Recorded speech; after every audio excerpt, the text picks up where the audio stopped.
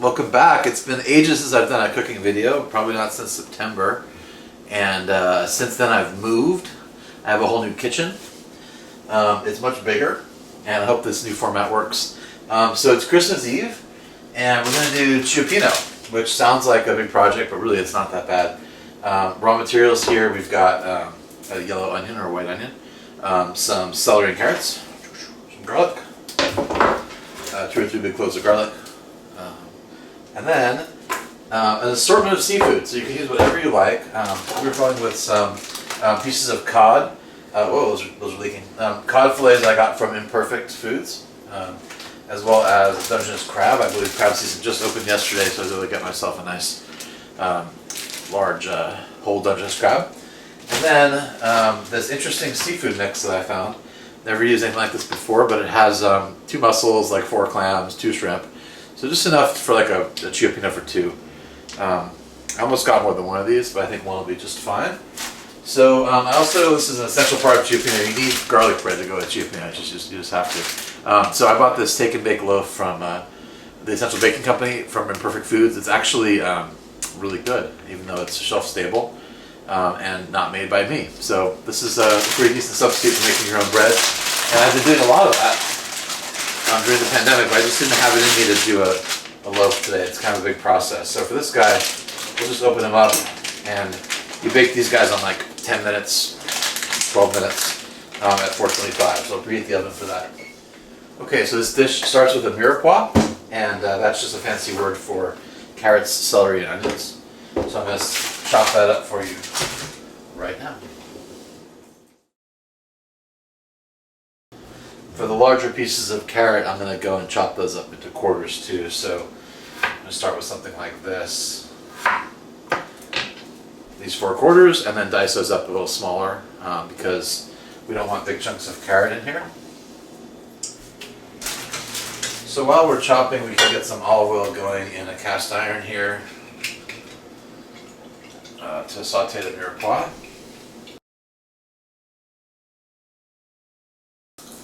What I like to do is take one little piece of onion here and just drop it into the olive oil. That way I know when it starts sizzling, I'll know the olive oil is ready to start sauteing the vegetables.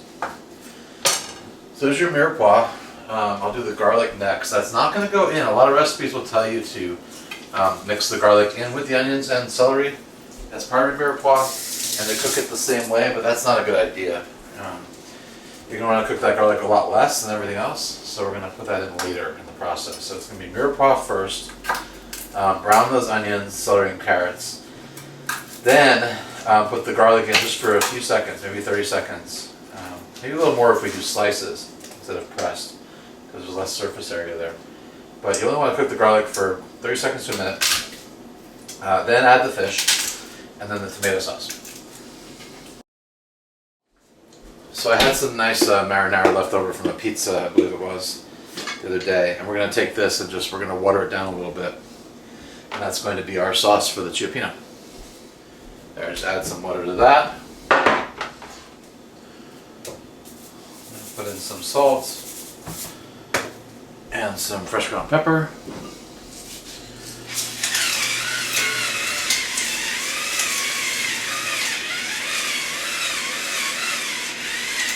Tomato sauce already has oregano in it, otherwise I would cook the oregano here too. It's nice to cook your herbs a little bit. It helps release some of their flavors. So in goes the Mirepoix. I'm using the back of my knife to scrape the cutting board so it doesn't dull the cutting surface. And so we're off to the races. I'll turn on the fan there. This is going to cook maybe 5 to 10 minutes. On medium high, and you can add more olive oil if it turns out that these are burning. And our next step in a few minutes, maybe about 8 minutes out of the 10, once it's like almost done, we can finish with some Worcestershire. I just got myself a new bottle here. This is going into pretty much everything. And if you don't have Worcestershire but you happen to have fish sauce, that's another thing you can use as a substitute for Worcestershire. I tend to go in the Thai and other Asian dishes that I use, Vietnamese, I use this fish sauce, but for Italian and American cooking, other cuisines like Worcestershire. It's fish sauce plus, like molasses and all sorts of other stuff. We'll drop a bay leaf in there too. So while we're waiting for these onions to cook, I'll slice up the garlic. And you could press this too, but just be warned that if you press it, it's going to be even less cooking time than if you slice it. And it's very important, if there's any like one theme to any of these cooking videos, is that you don't want to overcook the garlic. That's a huge problem because it starts to get rancid and it releases flavors that are really bitter and not appetizing. So there's our garlic.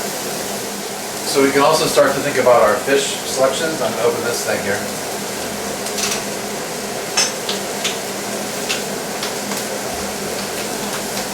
Now everything going in here is fully cooked, so that's kind of an advantage. The crab and all these pieces of shrimp and everything. These are white in color, not clear, so they're already cooked. And that means you really just need to have them in the broth for a little bit, just like maybe 5 or 10 minutes while they soak up the sauce's flavors. And that's it. This whole dish is Mirepoix. We're going to deglaze the pan with some white wine, or vermouth in this case. With the Worcestershire now, we're getting close to the end of the cooking cycle here for the Mirepoix. We'll put in a few dashes of Worcestershire. That adds a little sweetness and umami. Sweetness from the molasses, the brown sugar, and umami from the anchovies. So that's another fish in here. We can add that to our total. Okay, so while this is finishing, I'll give this a couple more minutes, maybe grand total 8 to 10, we'll say. And we can start to prepare our fish. So we have this interesting assortment of shellfish, and there's some squid in here, there's some squid tentacles. So that's great. Some of it doesn't look all that cooked, but whatever, we'll have plenty of time to cook. We have some cod fillets here. I'm going to just take a couple of these and save the rest for another day. And then of course we have our crab. This guy is already steamed, but not clean, so there's a little bit of maintenance we have to do on the crab here. Just unbind it here with its rubber bands. And then typically what we want to do with the crab is take the lid off, this top part, and then clean out the inside part. And there's a trick. I think you stick your finger right in here. Is that the secret sauce? I forget what it is. Yeah, that sounds right there. That kind of cracks. And this top part should just peel right off. There it goes. So there's a lot of junk in here that some people eat, but I'm not a big fan of.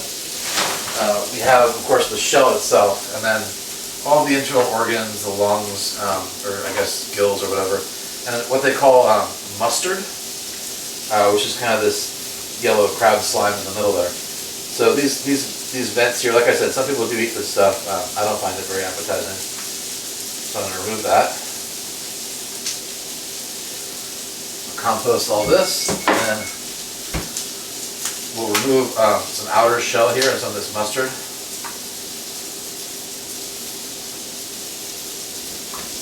This is a pretty gross process, but it's really worth it.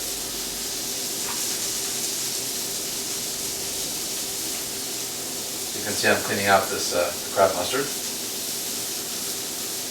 And then what I'll do for Cioppino, you probably want to pre-crack some of the legs. So we can take a meat mallet and you can pull the legs off, like so.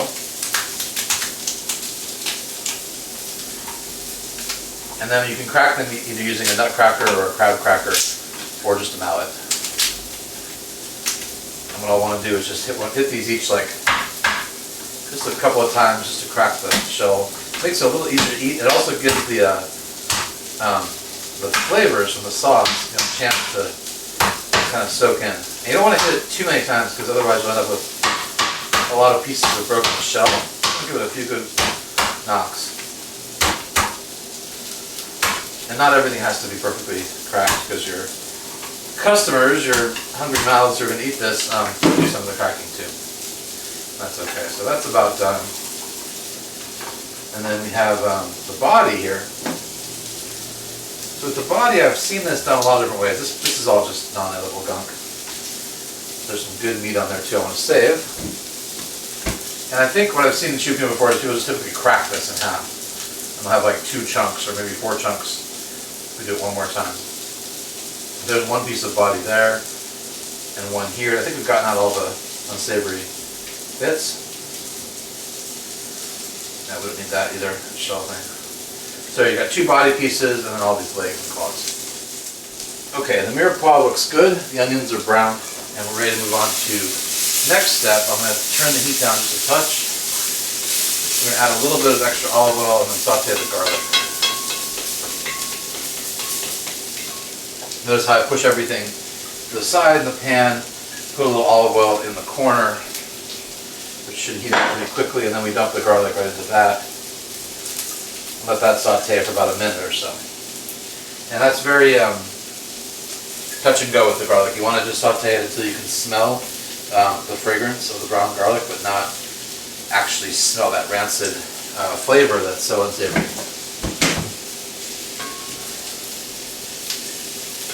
So I can smell the garlic already releasing oils. And you don't want to cook it too much more because it will continue to cook in this dish. So that's probably good. I'm going to go ahead and mix it up with everything else.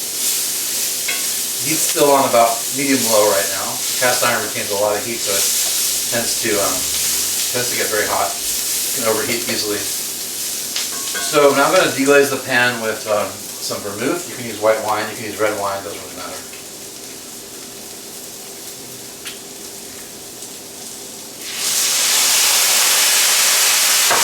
Now we'll slow the cooking of the garlic down.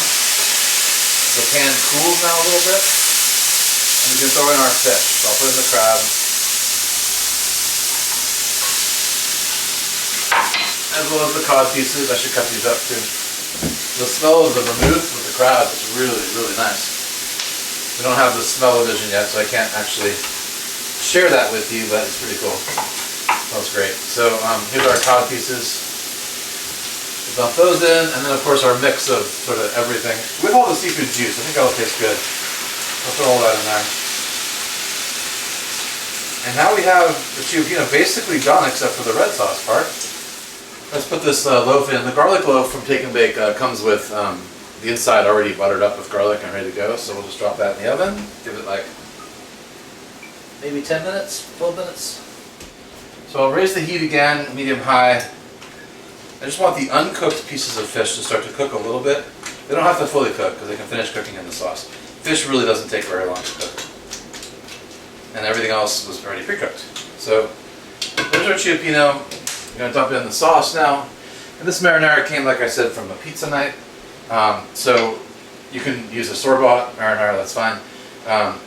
It's very easy to make though, and I have a video on making it. In fact, I think several of my videos talk about how to make it. It's pretty easy. So I'll pour that in. And that's basically it. I'm going to let that simmer for 10 or 15 minutes while the bread cooks, and then we'll have dinner. We'll have an amazing Cioppino. I might add a little more water to that and let it cook down. But that is your super, intimidating Italian dish. Cioppino. We're literally, it's like throwing stuff in a pan. It's pretty straightforward. So hope you enjoyed that, and I'll wrap up by showing you the finished product in a little bit. Okay, so it's been about 10 minutes or so, and I just want to check to make sure that the fish that wasn't cooked is cooked. Usually the fish will change from a translucent color to more of a white color. And it's looking pretty good. These pieces of fish here look cooked to me. And then the shrimp have kind of shriveled up, and the crab is warmed up, so this is ready to go. So when you serve this, I recommend plates, and just family style, just put the whole thing on the table, a couple plates, and then a bowl to put all the shells and bits. And that's it. That's Cioppino, and super easy, but it looks super intimidating, but it's totally not. Anyway, happy holidays, Merry Christmas, and buon pranzo.